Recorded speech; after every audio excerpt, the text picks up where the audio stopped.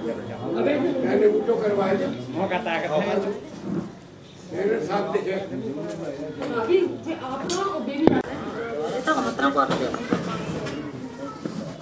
भगवान है एक घर में अंधेरा एक घर में दिवाली है।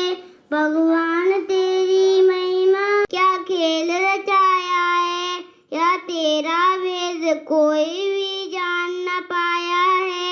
अरबों का भी कविता करके गुण रूप में गाया है। कर्म कोई इतना जाया रन्नी काली है। भगवान तेरी महिमा क्या खूब निराली है, खूब निराली है। संसार पहली है, उलझन ही उलझन है। बेमानों के रिश्ते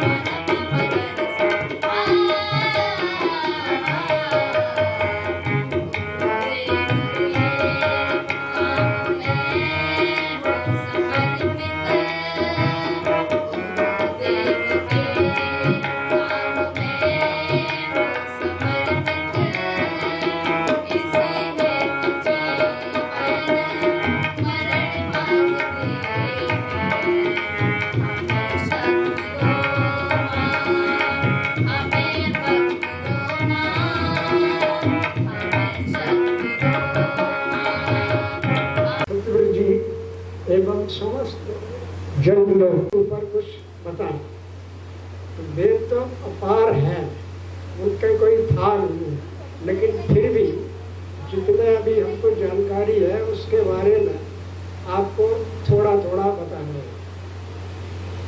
वेद शब्द वैसे तो पुस्तक के रूप में है, वेद ज्ञान का है। ये संस्कृत की विद धातु से वेद शब्द बना है, जिसका अर्थ होता है ज्ञान। तो ज्ञान की पुस्तक है वेद, और ये परमात्मा द्वारा प्रदत्त है। इसके ऊपर किसी लेखक का नाम नहीं है, और चूंकि ये अभी से नहीं है, ये सनातन काल से है।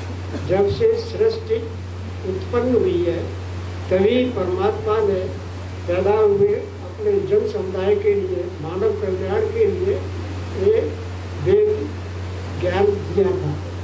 किनको दिया था? उस समय ये सृष्टि काल 4 अरब 32 करोड़ वर्ष का होता है, और उतना ही का होता है प्रलय का। इसके बाद में जब सृष्टि पैदा होती है उस समय मनुष्य लोग भी पैदा होते हैं। सारी पहले मनुष्य पैदा होने के पूर्व सारी वनस्पतियाँ और मनुष्य के लिए संबंधित और पशु जानवर दूध आदि के पैदा कर लेता परमात्मा। उसके बाद मनुष्य की उत्पत्ति होती है, और मनुष्य की उत्पत्ति के का क्या है उसका हमारे वेद में विचार है कि उसमें सब पूर्व में जो भी मानव पैदा हुए थे वे सब युवावस्था में हुए थे। एक नहीं सैकड़ों की संख्या में पृथ्वी के तल पर जो गीला तल है उसके अंदर थोड़े से वहाँ उनका पालन पोषण होता रहा था, और वहाँ से वो पैदा हुए। पैदा होने के बाद जब वे पृथ्वी पर ऊपर आए, देखा तो उनको ज्ञान की आवश्यकता थी। उनको जानकारी जो जो सामने है कैसे पता चले, तो उस समय परमात्मा ने उनके अंतःकरण में ये ज्ञान दिया था।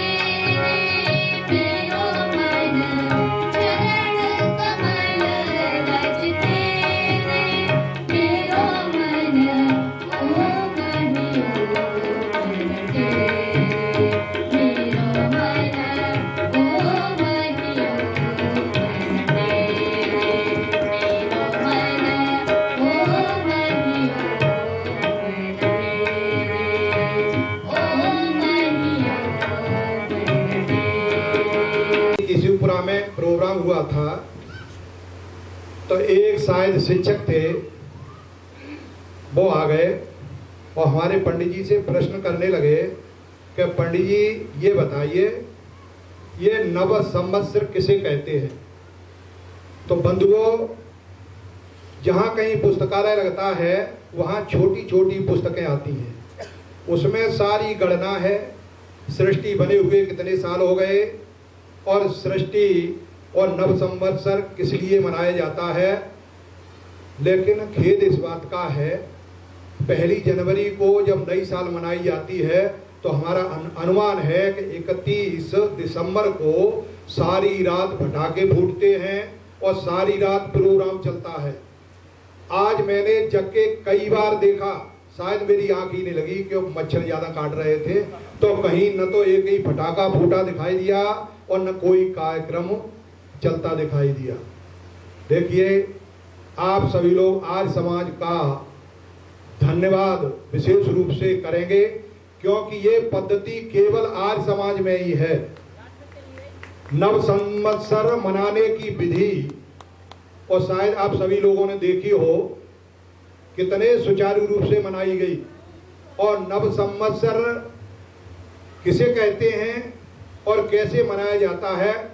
आज देखिए, पेड़ हैं, पेड़ की सारी पत्तियां झड़ करके और नीचे आ गई और नई पत्तियां उगने लगी और नया अनाज आता है और सारी व्यवस्था नए रूप से होती है।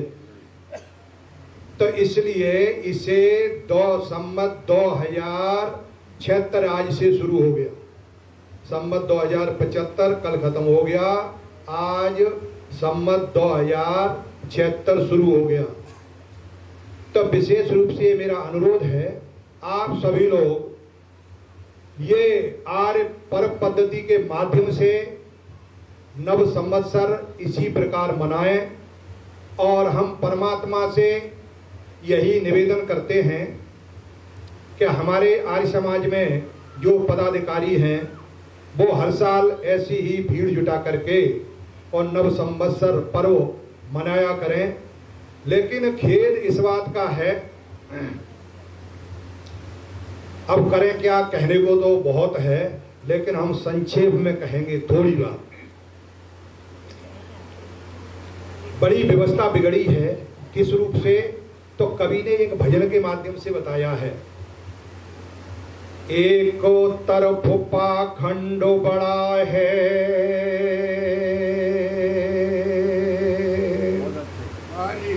और एक तरफ बेईमानी, और नहीं किसी को चिंता आर्य समाज को परेशानी। बोलो। इस सृष्टि का निर्माण करता है, परंतु ये सब लोग बैठे हैं, उनको ये प्रश्न पैदा होता है, कोई निराकार है, उसके हाथ में नहीं, उसके पैर नहीं, उसने यार ये सारी सृष्टि को कैसे रच दिया। अब उसके लिए हम थोड़ा अपना विचार आपके साथ प्रस्तुत कर रहे हैं। ऋग्वेद में एक मंत्र है, ऋतम च सत्यम चाबी दात तत्व जाए ततो रात्र जायता ततो समुद्र अर्वण समुद्रो अर्वण नदी तर समुद्रो अजायता। और उसके बाद अहोरात्राण निर्दत्तो। अब इसमें आगे जो लाइन है, 3 मंत्र है, तो बड़ी अच्छी है। उसमें हम आपको हिंदी में बताए दे रहे हैं। वह ये है कि परमात्मा अपनी तरफ से सत्य द्वारा और शक्ति के द्वारा वेदों का निर्माण किया सबसे पहले, और उस वेद मंत्र के बाद उन्होंने अपनी शक्ति से जो सत्सम जो शक्तियाँ हैं, जिन्हें हम प्रकृत कहते हैं या मूल प्रकृत कहते हैं, उसमें संकल्प कर दिया। जैसे कोई बिजली का कनेक्शन किसी में से ही प्रकृति जो मूल प्रकृति है, फिर जब क्रिया हुई तो वायु बनी, और वायु के बाद फिर अग्नि बनी, और अग्नि और वायु के संपर्क के बाद फिर जल बना, और जल के बाद पृथ्वी बनी है। ये क्रम है। परंतु ये कोई कहे कि ये सब बन गई, ये तो जड़ थी, तो मनुष्य कैसे पैदा हुए, तो उसके लिए परमात्मा ने पहले कुछ महाशक्तियों को ऐसा प्रदान किया। लोग तो कई चीजें कह देते हैं, पर सही बात यह है कि उनके द्वारा जो मनो सृष्टि कहते हैं, मन से अर्थात कल्पना कर दी और सृष्टि उत्पन्न हो गई, जिसमें महान लोग पैदा हुए। उन महान लोगों के बाद फिर भोग सृष्टि पैदा हुई। तब उसके बाद मनु चतुर्भा, जैसे अपन आलू लोग कह देते हैं कि मनु चतुर्भा पैदा हुए, और मनु चतुर्भा के बाद जो आगे सृष्टि चली है तो ये भोग सृष्टि है। ऐसे ही इस सृष्टि के पैदा होने के पहले परमात्मा ने जल, वायु, अग्नि जो पैदा की थी, उसके बाद प्रकृति की वस्तुएं पैदा की, फिर जलचर पैदा किए, और जलचर पैदा करने के बाद फिर नवचर पैदा किए, और नवचर के बाद ये संसार के जो पशु पक्षी पैदा किए, और अन्न को धारण करने वाली, अन्न को देने वाली पृथ्वी को उत्पन्न किया, और फिर सूर्य चंद्रमा जो है जो प्रकाश देते हैं वो उन्हें अपने प्रकाश से ही, उनका स्वयं का प्रकाश नहीं है, परमात्मा के प्रकाश से ये प्रकाशित हुए। और संसार जो चल रहा है उसी की क्रिया से चल रहा है।